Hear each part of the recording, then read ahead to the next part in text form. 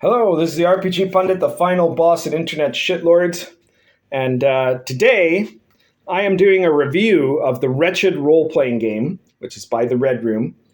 And this is the first edition of this book, but it's also the beginning of the series of second edition Wretchedverse books. For those of you who don't know, because you haven't watched my earlier videos, the Red Room has done a whole kind of cinematic universe, I guess you could say, of RPGs called the Wretchedverse, which are basically RPGs. They're OSR products, and they're RPGs where you basically play anti-heroes who are, kind of the scummy villains of spaghetti. Well, not villains, the scummy characters, I would say, of spaghetti westerns, and but in a number of different genres, right? So they have like sci-fi, post-apocalypse, modern.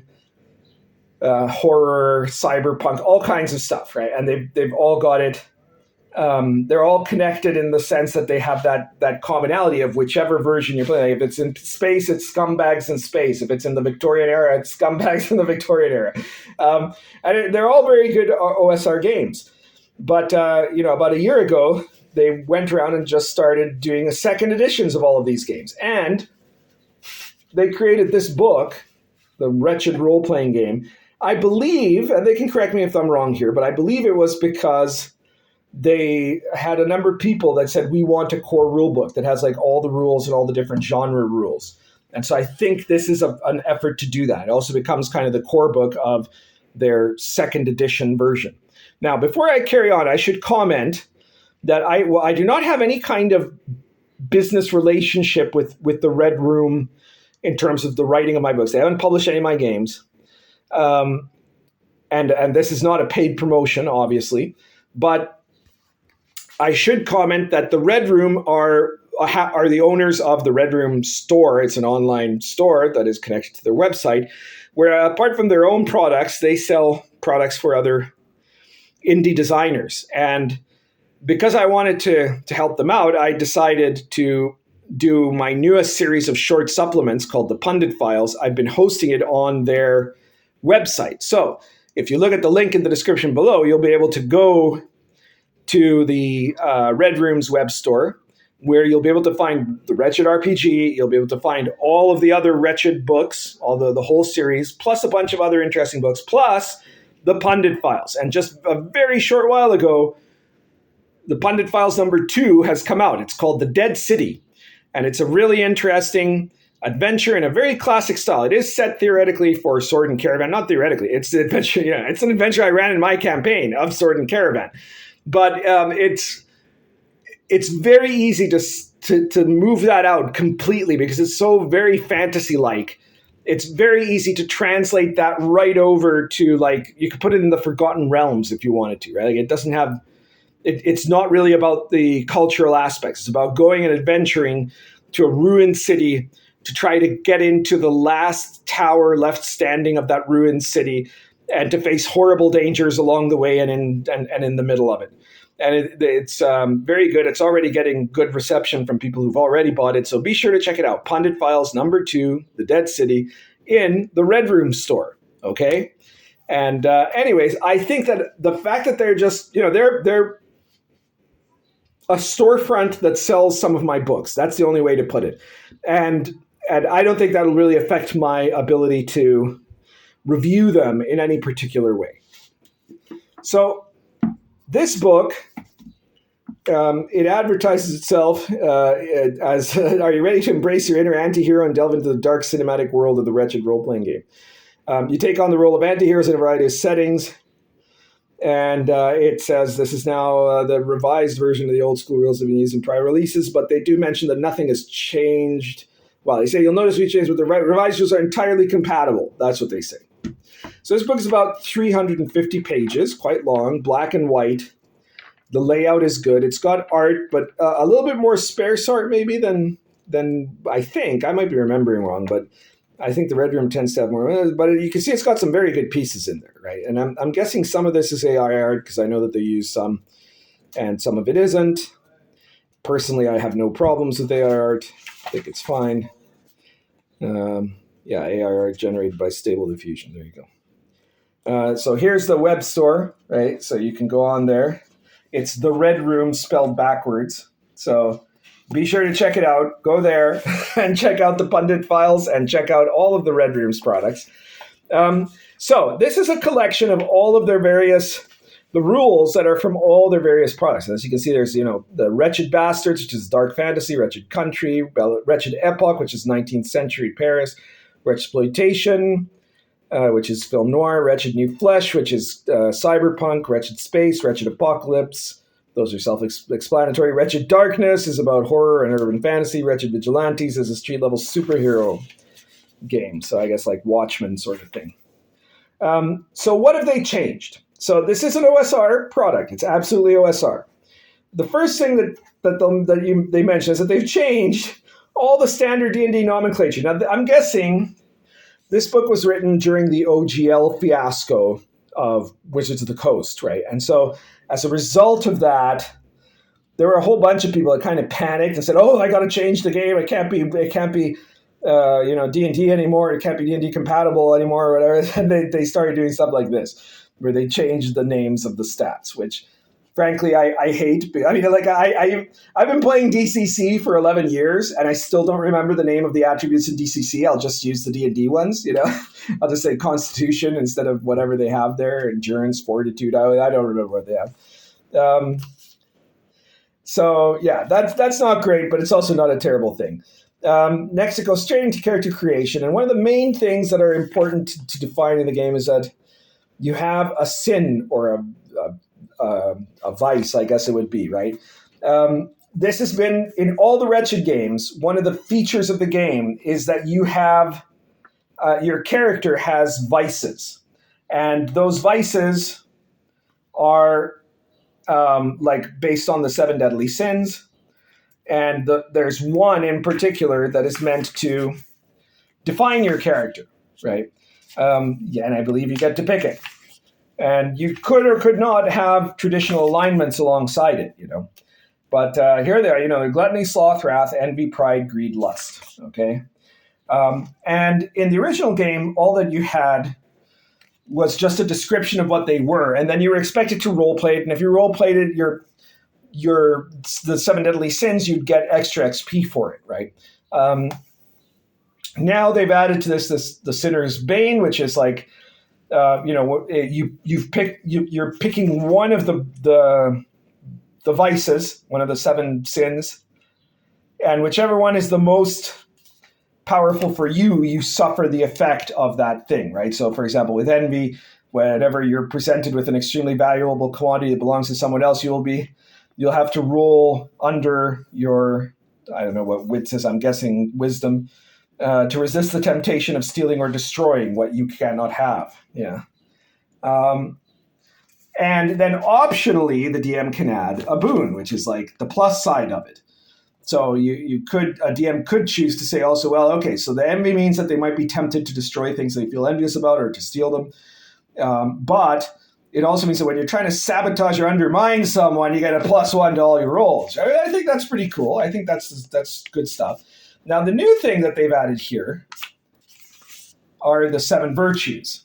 And this is very interesting because I'm Baptism of Fire is coming out pretty soon. I had not read this book when I was writing Baptism of Fire. This is, I just read it when they first sent it to me, which was not that long ago. And in Baptism of Fire, now I will admit, I was totally inspired by their first edition products, right? The Wretchedverse first edition products, where they had the 7 deadly sins as like alignment and as XP generators. So in Baptism of Fire, I have a set of optional rules that are called Legend. And in mine, I put the 7 deadly sins and the 7 virtues. But the 7 virtues are the more, the one that you're expected to do. And basically, it's like a system of fame. It's very influenced by kind of the glory system of Pendragon, where your character will become more famous, more renowned, and will even get some literal bonuses to stuff on the basis of how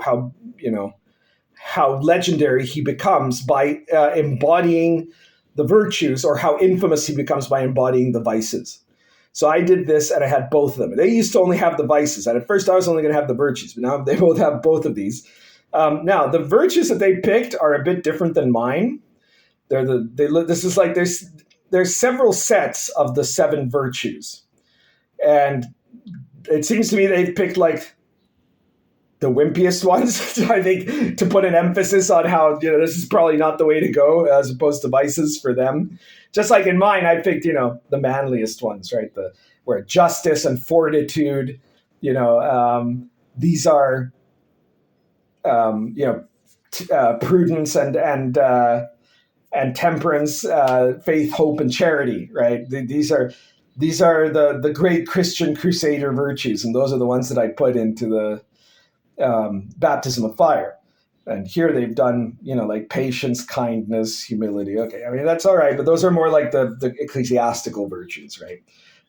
Anyways, it's the same thing. You've got a bane and you've got a boon, right? So in the patience, it means that you would have to, in some situations, to actually get yourself moving, you'd have to do a check. But the boon would be that when you're resisting provocation or maintaining your composure, and so not lose your shit, you get a +1. That's pretty good. So next you get to the background, origin, and life path. Now, I'm not too sure. I've looked at this already, right? And I think the life path obviously will work really well, and it's something I recommended to them, I think, in one of my earlier videos. It'll work really well in the individual games. Here it's a collection of like all of them, and that probably wouldn't necessarily make a lot of sense depending on what you're playing. Like the chances of you being a hobo in wretched space doesn't make a lot of sense. Or an office worker in Wretched Conan or whatever. I forget what that one's called. Wretched Bastards, I think. So this is something that it's really neat, and it'll apply really well for the specific contexts, right, in the particular product. And it just shows, though, that they're like making sure to put all of the rule content into one book. Then you have Life Pass, which is similar to like prior events, like what I did in all of my Lion and Dragon and we'll be having in Baptism of Fire. And it adds or subtracts something or changes things around a little bit, all these different potential events. And so here they have like specific, these are ones that are particular to specific settings. So there's, in Wretched Apocalypse, and so there's a list of 20 of them, I guess, for each book. I guess that's okay. It depends on how much you're playing the game, right? Like in the basic version of Lion and Dragon, I think I had 20 prior events, and since then I've expanded it to 60. But yeah, it's good. Roll for attributes. All of this is very simple. There's the safety net mode is if you roll 4d6 and subtract 1, otherwise roll 3d6 like a man. You pick your races. So here they have all the races that are from all the different products of theirs, right? So this is an omnibus stuff. If you don't want any of the setting lore, if all you want is stats, if all you want is like the gaming rules and the material itself, then this is the product for you. You've got all the classes here, you got your proselytizer, your psychic, your scholar. So there's stuff for everything there. You've got your skill lists. You've got your skill list descriptions. There's perks and drawbacks, which I've never been a big fan of, but I'm guessing you can make that optional anyways if you wanted to.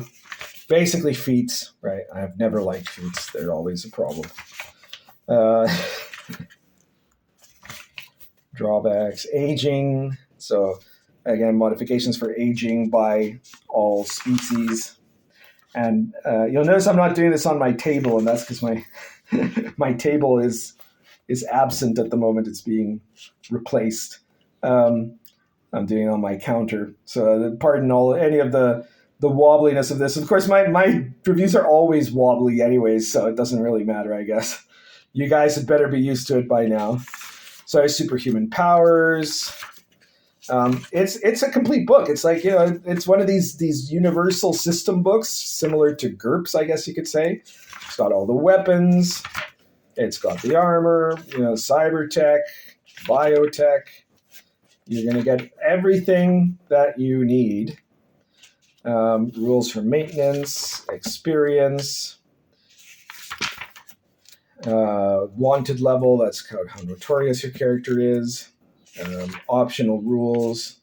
Then you got combat, hit locations. There's very complete combat rules for pistol duel and sword duels, which are very, very simple. Roll for, detailed hits, critical hits, and critical hit tables. You can see that they've taken a bit of inspiration from my stuff here, which is good. I like that. I never mind when people do that. If you see stuff that works in the OSR, you take it, right? You don't cut and paste it necessarily, but you take the inspiration and you make it your own, and then that's good. You got vehicle rules. That's interesting. Yeah, okay. Cinematic maneuvers, vehicle chases, all of which is probably for the noir stuff. Then you got spaceships, you got sea battles, healing. I'm gonna have to do something here. I'm gonna switch. There we go. It was getting too complicated, as now we are switching over to the second half of the book here. Healing, hunger and thirst, radiation, gravity, all these different conditions. Gambling and socializing, all the different things you do, plot hooks, carousing events. There's tons of material on here, right? So even if you're never going to run a Wretched game itself, you're probably going to find a lot of material, in terms of not in terms of setting stuff necessarily, but in terms of mechanics for setting stuff. If you were trying to figure out cyber tech, well, you could borrow cyber tech from this book. You could find it in here. It wouldn't be specific to any setting, which is probably what you want, right? You got some ritual magic and technological magic and dream magic, and I just did a dream magic source. So RPG Pundit Presents number 109 is medieval dream magic. You can go on Drive-Thru RPG and pick it up still. Even though I'm doing the Pundit Files, I'm still doing RPG Pundit Presents periodically. I mean, it's still being published. I finished writing it all ages ago, but it's still being published. So check that out, medieval dream magic. Lots of other rites and spirits and rituals here of all different kinds. Magical artifacts. Psychic stuff, psychic powers. And building your own settlement. So there you go. And there's the character sheet. Really wish they hadn't changed the ability scores. They should just stick to it. No one's going to sue you. Well, actually, you never know with the Red Room. Maybe they would sue them. The Red Room has bad luck. All right. So, so I guess that's it for the look at the product. The Wretched RPG is not a setting. It's just a collection of all their rules. And if you want that, then here it is, and it's a fine omnibus product, right? It's the first of the setup for all of their second edition stuff, which I'm going to be reviewing because they send me a gigantic box full of all of their second edition stuff. So, and this was before they went into business with me, by the way, in terms of being the storefront for the Pundit Files. But that all happened mostly by accident. I wanted to do something that was outside of Drive-Thru, and I tried with Giant Slayer and I tried with Big Geek Emporium, and neither of them gave me the time of day, which is crazy, right? But because I look at what some of these people's YouTube channels get and stuff like that, and then I look at what my YouTube channel gets. I'm always consistently kind of shocked by that difference, right? And so the Red Room, the minute I said, hey, I want to, they were like, yes, please come do this, because they realize that's gonna increase people going to their site, checking out their stuff and buying it, especially because I'll keep telling you that their books are really good. You might have an issue with the morality of it if you're a guy that doesn't want to play an anti-hero, but you know what? You can actually take that completely out very, very simply. And outside of that, the actual content is really, really good beside that fact, right? Like I think the Wretchedverse concept is cool.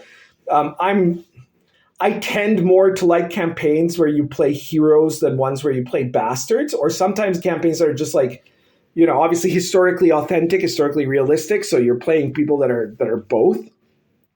But there's nothing wrong with a good bastard game as far as I'm concerned. But even if that's not your thing, that part of it can be kind of like, it can be very dialed down at the very least in any of their products, right? Like you just change around a bit of the experience rewards, and that's it. Give people rewards for being white hats instead of black hats. And the product itself is very good, and I can see also that there is continuing improvement and added content. Like this is very similar to how with Lion and Dragon, I think that's a great RPG that I wrote, right? But I'm now doing Baptism of Fire. And Baptism of Fire is going to be a full game. It's going to have the rules and the setting. And the rules are going to be Lion and Dragon's rules, but Lion and Dragon's rules expanded, right? It's the expanded edition. And this is very similar. It's completely compatible with the earlier version, but it's going to have expanded content and some more options and things like that. And this is what they've done with Wretched. So I think it's a very good product. Now, what I'd say is a big part of the charm to me of the Wretchedverse is the settings, right? Like their settings are great. They're really, really, I cannot emphasize how good they are at some of this stuff. Like their Wretched Epic was fantastically well done in terms of a setting book on 19th century Europe, like that was great material. And so here, all you get are like the rules, and if that's all you want, that's great. If that's what you want in the main, and then you can pick up their other stuff, that's also great, right? But if you're one of the things I would advise people not to think is just window dressing are the setting content that they put into, that the Red Room puts into their work, right? So I guess that's everything for today. You could, like I said in the description, if you click the little more sign there, and you'll see that the description of this video will expand if you're on the app, and then you'll have links to the Red Room Webstore where you can pick up the Wretched RPG, all of their other RPGs, and the Pundit Files issues 1 and 2. Issue 1 is Tables to Shake Up Your Campaign, which is a collection of random tables that produce big events for your campaigns. And number 2 is The Dead City, which is an adventure on a trek to a ruined city in the hills, where there's a wizard's tower that has never been opened and terrible dangers lurk. So be sure to check those out. Go to the Red Room Webstore. You got to help out the people from the Red Room. They're Portuguese after all. They need all the help they can get. So be there. Check out their games. They produce excellent products, right? And again, this is not a paid promotion. This is me saying it sincerely. And I wouldn't have wanted to put my line on their store if I didn't like the work that they do.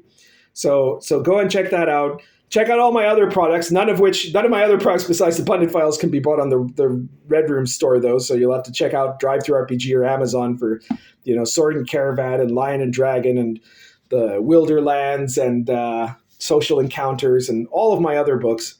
Cults of Chaos. People love Cults of Chaos. Check out all of my products, and you'll see links for all of them in the description below. And please share this video and hit the like button and subscribe if you haven't subscribed. But sharing the video is a huge help to me, especially because the algorithm isn't gonna be in my favor here, right? They're not gonna push this, and especially if you like reviews. Out of all my videos, the videos that do worst are the reviews, because not that many people want to watch a review. So if you like the reviews, please share them so that it keeps encouraging me to make more of them and more often, right? Okay. So I guess thank you very much for that. Currently smoking. This is a Peterson Natural and Argento Natural.